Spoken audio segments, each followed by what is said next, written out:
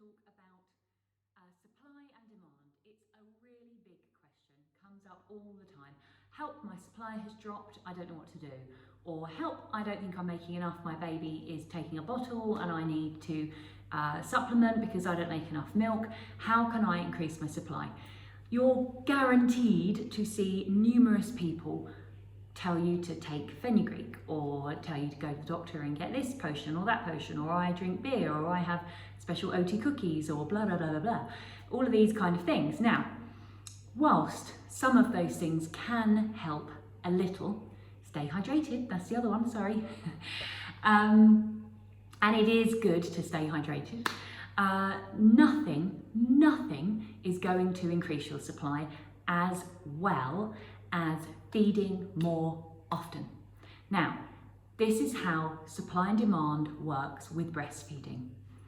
If you have, and this is where, sorry, just to say on my podium here, this is where all these breastfeeding experts out there let you down when they tell you to feed on a schedule, okay? Because we are not meant to feed on a schedule. Because it causes damage to our supply, and that supply damage might not be evident in month 1 or month 2, but you can guarantee gradually your supply is going to drop, and then by 5 months you'll go, oh, I'm not quite making enough, I couldn't breastfeed for that long, my body just wouldn't do it. And all these problems are what I failed, and mums end up feeling bad that they did something wrong, they failed. And actually, really what the problem here was that you had bad advice and you weren't supported in the way you should have been. So, if you've got poor supply or low supply and you want to increase it, the best way to approach that is to feed more often. Okay, so this is how supply and demand works. I'll try again now. So, your body is making milk, and if your milk is being taken out of the breast regularly, every hour, every 2 hours, as often as your baby needs, and milk is coming out, and being drunk all the time, it says to your body, oh, this milk is being drunk, please make more, I need more. Because it's regularly emptying the breast. And we'll just do a pause here. In a moment, I'll explain how the breast is never empty, but we'll come to that in a minute. Okay, so because it's withdrawing the milk all the time, the body's hearing that it's being drunk, and it makes more, it makes more, it makes more.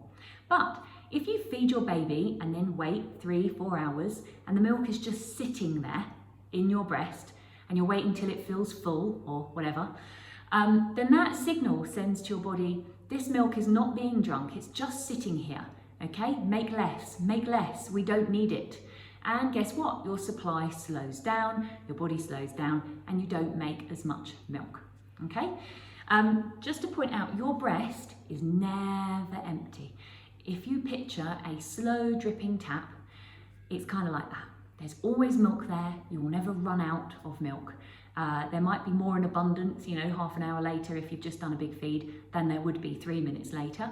But rest assured, if your baby needs milk, it'll be there. And the other thing to remember is if you've just done a big feed and 10 minutes later they want to feed again, by feeding again, that's going to help boost your supply. And often when babies want to keep feeding regularly like that, it is to do exactly that. It is to increase your supply. Perhaps they've got a growth spurt coming up. And so it's nature's way of saying, hey, I'm going to make some more milk here. And they feed more and increase your supply, and round we go like that. It's perfect. So you don't have to think too much about this. You don't have to feed on a schedule. This will make your life stressful, and it will potentially cause problems for your supply. So feed on demand and your supply will regulate just right for your baby. Okay. Oh, and I meant to add that only works if you've got a good latch. If you've got a poor latch and baby can't drink well at the breast, then you're not going to have a good supply because it's not draining the breast effectively. So this applies if you have a good latch. And key ways of seeing if you have a good latch and knowing if you have a good latch is, number 1, no nipple damage, no cracked or bleeding nipples, no pain when feeding. This is a good thing. If you have pain, if you have cracks and damage, then this is an indicator, and a sure one, that you have a latch issue. And you need to get in-person support to rectify that. When baby goes to feed at the breast. You want nose to nipple, and you want them to be able to open nice and wide to get a nice deep latch, and it should be an A-line latch. So you want to make sure that at the top of the nipple is showing and more of the underneath of the areola and nipple is in the mouth. Okay, you want their head to tilt back a little bit to help do a nice big bite. And you want to make sure, one of the most important things is to have baby tight against you. And that gives the baby a feeling of security and they're not sort of flailing around, and they can then concentrate on feeding. Some key things to look at when you're lining baby up with you is you don't want any gaps between baby and you. So a good position is the laid back position where they're on top of you, coming up from under the breast, and then there's no gaps. Gravity will help pull them towards you. Their ear, shoulder and hip should be in a line, a straight line. If baby is having to twist out of line and their ears over here and their shoulders over here, then that's not going to make for a very good latch or very comfortable feed for anybody. So ear, shoulder, hip in a straight line of whatever angle you're coming at, but those things need to be in a straight line. And then you will get hopefully a more comfortable latch for everybody. And the other two things to mention is newborn babies don't have great eyesight, and one of the things they use as their eyes is their hands. And they use their hands to sort of feel away. So please try not to put them into mittens, and please try not to swaddle them. Let them be able to touch, find, feel their way. It's a way of helping them. And also, in key importance is feet. Feet need to be touching something when they are feeding.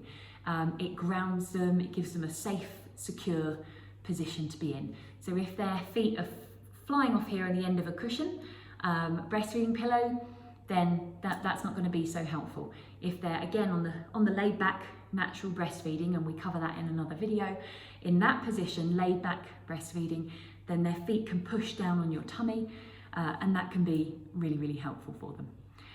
So I hope that's helped clear up some information on supply and demand, that nothing is as effective as frequent feeding from a well attached baby. They need to have a good latch.